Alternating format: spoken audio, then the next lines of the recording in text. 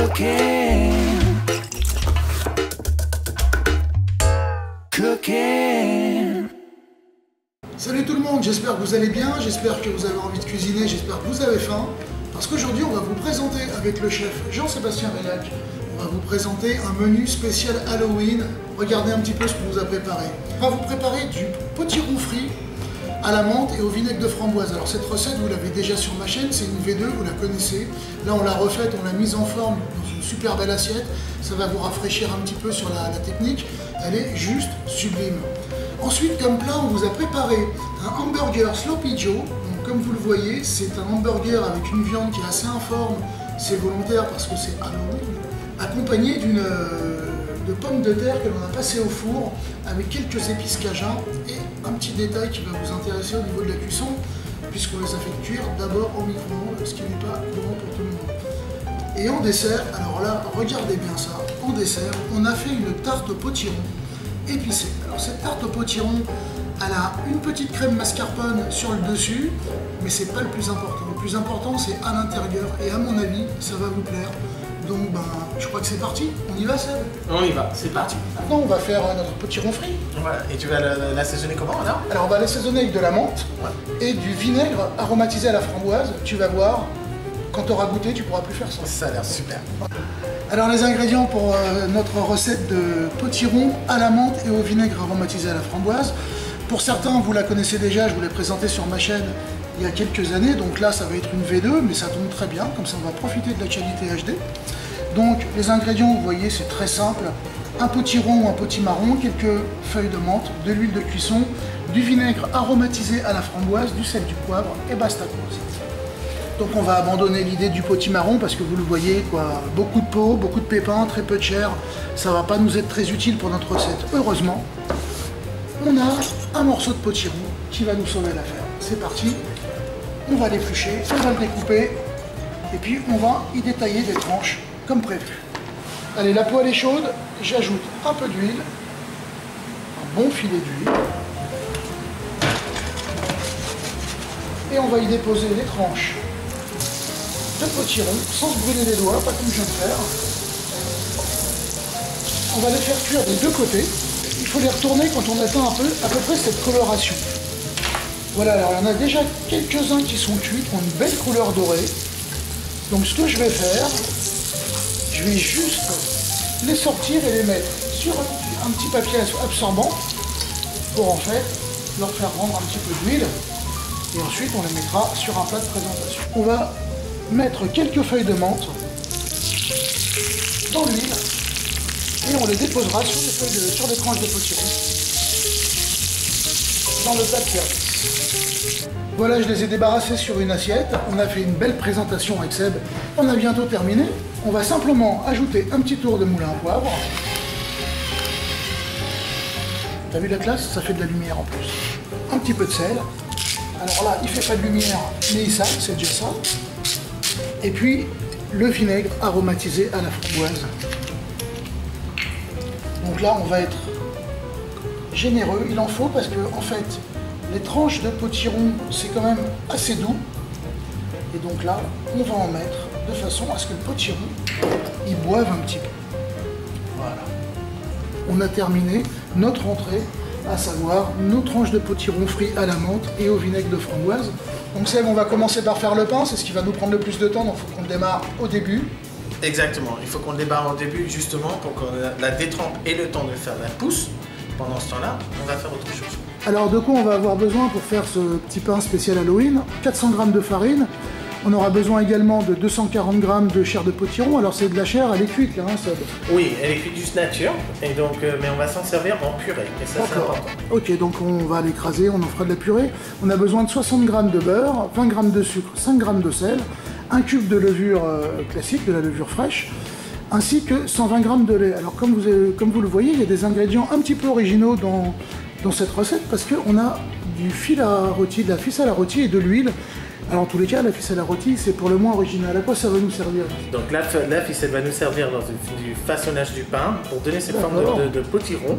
Alors on va la nouer et le pain va pointer dans cette nid. Il faut l'imbiber dans l'huile pour pouvoir retirer à la fin la ficelle, car autrement on ne pourra pas la retirer. Ok, d'accord. Bon, super, bah, c'est parti. Alors on va commencer par pétrir. Ok, on commence par faire la purée avec le potiron. Voilà, on va faire la purée. La farine dans la cuve du batteur. Hop. En fait, ce qu'on va faire, c'est qu'on va additionner tous les ingrédients secs. Donc le sucre, également le sel dans un coin. Voilà, j'ai mélangé la levure avec le lait dans ce petit récipient, ce n'est pas hyper pratique. On va rajouter le mélange lait-levure dans le potiron directement, de façon à pouvoir additionner tous les liquides dans les solides. Donc là, il n'y a pas de souci, on peut mélanger ça correctement. Et puis bon, on rajoutera le beurre une fois que le pâton sera formé. Ok, on va utiliser quoi? On va utiliser la feuille? On va commencer avec la feuille et on finira avec le crochet. Donc on va démarrer tout doucement, donc à vitesse minimum. Et là, on va incorporer donc tout de suite les liquides. Dès qu'on voit que ça commence à se rassembler, et c'est le cas, quasiment. Donc là, on va rajouter le beurre. Et le beurre, on va le mettre en plusieurs fois. Lorsque c'est bien rassemblé, on va changer au crochet, puis on va le laisser pétrir pendant près de 10 minutes. Voilà, on voit que le gluten il est quand même vachement bien développé. On voit aussi que ça va pas bouler entièrement, et c'est normal. C'est une pâte qui va rester assez molle, et c'est comme ça qu'on la veut. Donc là, on va arrêter le batteur, puis on va la mettre dans un cul de poule, et puis on va l'emmener pousser à 30 degrés dans une étuve. Voilà, donc si on n'a pas d'étuve, on le laisse dans un coin de la pièce. Et effectivement, près d'un radiateur. Comme on a l'habitude de faire tous. Hein. Bon, bah la détrempe, elle a bien poussé. Hein, elle a laissé combien de temps? Elle a passé une petite 3/4 d'heure. Maintenant, on va la façonner, super. Donc là, on va l'enlever du bol. Donc, en fait, on va la mettre comme ça, en faisant une clé comme ça. Donc, toujours une clé, hein, voilà. Pour la faire pousser correctement. Et lorsqu'on a notre boudin, là, on va pouvoir la débiter. Donc, on va la faire en 6 pièces. Voilà, donc voilà, pour faire nos petits pains pour qu'ils poussent droit, vous avez l'habitude maintenant de le voir dans mes vidéos. Hein. Donc vous étalez la pâte, vous ramenez les bords vers le milieu, comme est en train de faire Sébastien. Ça va former une clé en fait. Et quand vous allez rouler votre pain de l'autre côté, et ben, ça va lui permettre de pousser droit. Alors vous vous souvenez qu'on devait utiliser de la ficelle à rôti et de l'huile. Donc Seb a mis la ficelle à rôti, donc je dirais la quantité nécessaire pour nos petits pains.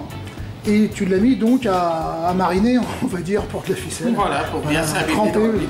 Là, on va prendre une ficelle, bien imbiber dans l'huile. On a environ 90 cm de ficelle, hein, c'est largement suffisant, on n'en a pas besoin de plus. Et donc là, on va mettre notre pain directement dessus. Et ce qu'on va faire en fait,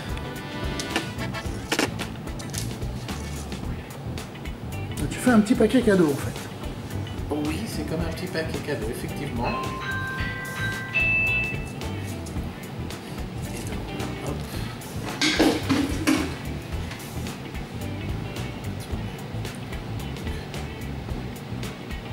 Donc tu as fait en gros 2 tours de chaque côté. À chaque fois, tu te décales d'environ un quart. On va faire deux croix, si tu veux. Pour faire les bords les côtés des petits ronds. C'est le but. Et donc là, on va nouer. Super. Et effectivement. Sans serrer, hein, sans pas besoin de serrer. Voilà. Là, je la fais un peu en gros plan. Vous voyez là? Là, c'est super parce qu'on a une petite brioche qui va pousser en forme de potiron.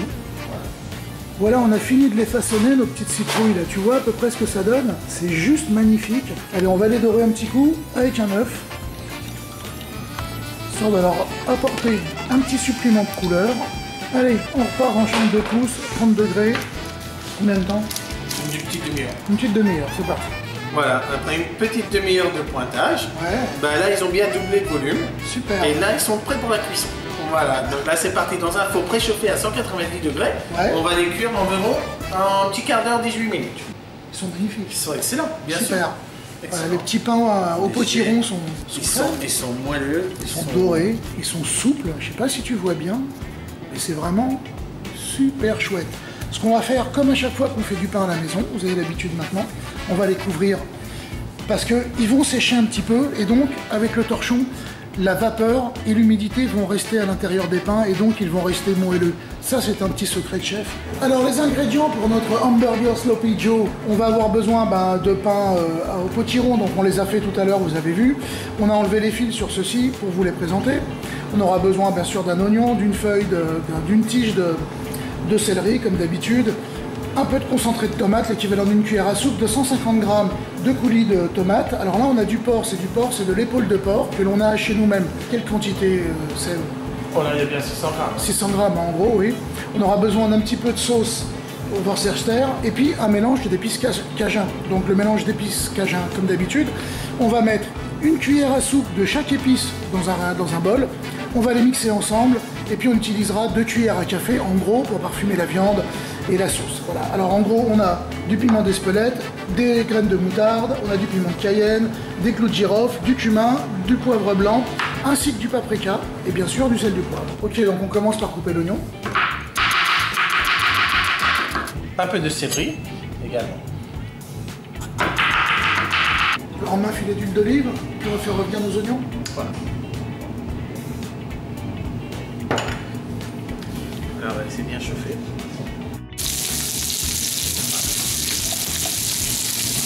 Alors on fait revenir l'oignon. Et le sel. En une fois.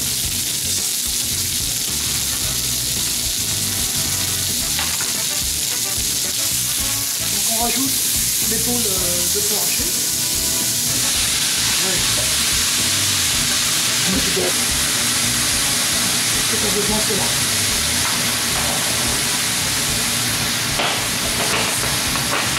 Alors on rajoute une bonne lampée de Worcestershire sauce. Ouais.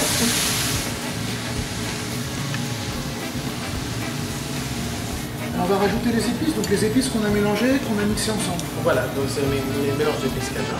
On va mettre une bonne cuillère à café comme ça. D'accord. Voilà. Donc on a rajouté une deuxième cuillère. Donc on est à 2 bonnes cuillères à café d'épices cajun. Alors on va rajouter maintenant la cuillère à soupe de concentré de tomate et la passata de tomate également. Voilà. Que ça soit bien concentré. Okay. On va rectifier un petit peu l'assaisonnement. On va rectifier un petit peu. Là c'est le moment, on est presque en fin de cuisson et donc là on n'a pas peur de surconcentrer les goûts. Comme ça, on va bien en mettre. Et je vais quand même relever avec un petit peu de piment fort de son côté pour donner un petit peu le goût de fumée. Okay. Donc là on a mis en gros 3 bonnes cuillères à café d'épices cajun et 2 bonnes cuillères à soupe de sauce Worcestershire. Voilà, et un peu plus de piment d'Espelette. D'accord, donc une demi-cuillère à café de piment fort et une demi-cuillère à café de piment d'Espelette. Voilà, notre garniture Sloppy Joe est terminée. Maintenant, on va s'occuper de nos pommes de terre. On va commencer par les découper en wedge. Et donc, tout simplement, dans la longueur, on va les couper en 4. L'idée, c'est d'avoir des pommes de terre en coloration différente pour ensuite les cuire très rapidement. Donc au micro-ondes. On va les faire au micro-ondes. Voilà, on va les faire au micro-ondes et puis après on va les dorer au four. On va assaisonner avec un peu ce qu'on a sur la main. Donc aujourd'hui, bien sûr, du sel. Et là j'ai préparé, il y a quelques jours, un peu de piment d'Espelette frais dans de l'huile végétale. Et donc là ça a macéré pendant quelques jours. Et voilà, donc je m'en sers comme assaisonnement et je vais en mettre directement. Là on va filmer le bol et puis on va le mettre en cuisson au micro. D'accord, on met pas d'épices, rien. C'est tout. Pas de romarin. Rien. Ok, ça roule. Donc on va filmer avec un film plastique. Et puis on va l'envoyer quoi, 5-10 minutes au micro-ondes? Voilà, 10 minutes. 10 minutes au micro-ondes, à 750 watts en moyenne. Je vous assure que vous allez avoir un résultat tip-top. Pour ceux qui ne connaissent pas ce mode de cuisson, moi je vous l'ai déjà présenté sur ma chaîne, donc vous l'avez déjà vu. Et pour ceux qui vont découvrir ce mode de cuisson, c'est absolument terrible. Ça fonctionne avec tous les légumes, avec les pommes de terre, ça s'y prête parfaitement. Vous allez voir le résultat dans quelques minutes. Ok, donc voilà, on vient de sortir les pommes de terre du micro-ondes donc avec le film, et vous voyez que le film est en train de descendre en fait. Il y a une dépression à l'intérieur qui se forme et qui va tapisser les pommes de terre, c'est ça, Exactement. Et en fait, elles vont finir leur cuisson. On va les laisser comme ça 2-3 minutes et vous allez voir qu'au final, on va avoir des pommes de terre qui vont être fondantes. Ensuite, on va les assaisonner et puis voilà. On les passera. On va les assaisonner et puis on va les dorer au four. Allez, on ouvre. Voilà. Les pommes de terre sont très très chaudes. Ah, elles sont cuites à point, parfaites. Voilà, on va les prendre carrément et les verser dedans. Et juste avant de les mettre au four, on va les assaisonner. Bien les assaisonner avec de l'assaisonnement cajun qu'on a fait. Voilà. Un peu, soit bien couverte. Et là, on les met au four. C'est parfait. On part à combien? 180? 190 en voûte. Voilà combien elles sont restées au four. 10 minutes, à tout casser. Hein. Une dizaine de minutes, juste avec le... Superbe. Voilà. Ok, bon, on est parti pour garnir nos hamburgers Sloppy Joe. Voilà. Alors, on va en couper un. D'accord. Donc là, on va l'ouvrir. On va en profiter pour toaster le pain également. Bonne idée. Voilà, 2 minutes à peine hein, au four. On les a toastés. Bah, il restait plus qu'à. Hein. On va les remplir. Voilà. Donc, ça se remplit à la cuillère. Comme ça.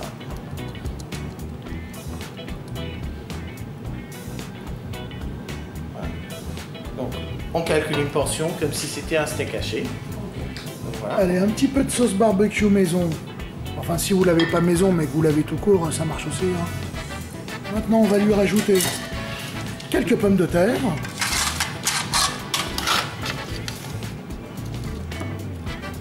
Donc, nos petites pommes de terre qui sortent du four, super fondantes dedans, super croustillantes dehors. Ouais, superbe, là.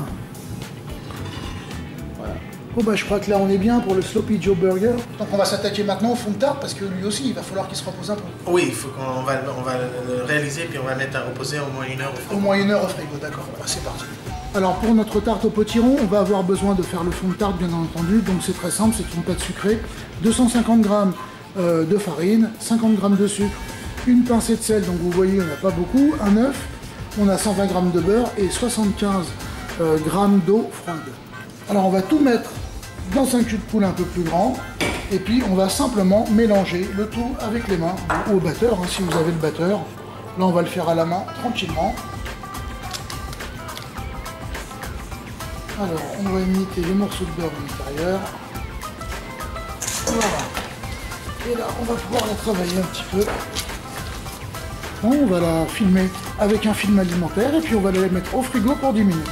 Pour apporter un peu de fraîcheur à cette tarte, on va rajouter une crème fouettée qu'on va monter avec de la crème liquide 35%, avec du fromage mascarpone, donc à la moitié de la quantité, et du sucre glace au goût.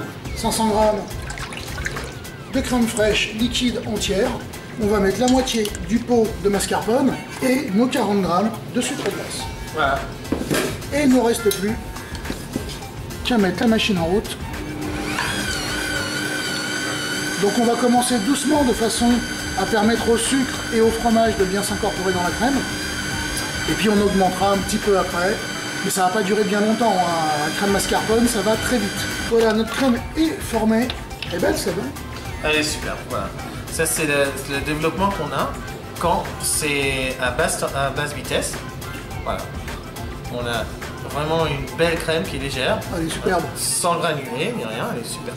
Alors les ingrédients pour faire notre tarte, on va avoir besoin de la pâte sucrée qu'on vient de faire. Hein. Donc là il y en a 250 g plus les ingrédients qu'on a rajoutés dedans. On va avoir besoin de 2 œufs plus un jaune d'œuf. On aura besoin de 500 g de chair de potiron. Alors comme tout à l'heure, on va l'écraser en purée hein, pour pouvoir l'utiliser. On aura besoin de quelques épices, on va revenir dessus. 375 g de crème fraîche entière. On aura besoin du zeste d'un demi-citron, 150 g de sucre vergeoise, une pincée de sel, ainsi que 80 g de sucre semoule blanc. Alors pour les épices, on va commencer par le gingembre, donc une petite cuillère de poudre de gingembre, tout le reste est en quart de petite cuillère, donc de la vanille bourbon, de la cannelle, de la cardamome, de la noix de muscade que l'on a nous-mêmes râpée avec nos petits bras, et du clou de girofle. Donc on va tout mélanger d'un seul coup, il n'y a pas d'ordre particulier. C'est ça. Donc on met tous les ingrédients ensemble. C'est ça. Bon ça c'est bien, ça me plaît. On va ajouter la crème. Bonne crème épaisse, 35% entière. Un peu de 16 de citron. Ok, donc là c'est plutôt pas mal, on va rajouter les épices. C'est des bonnes choses, ça peut pas être mauvais. Ça peut pas être mauvais.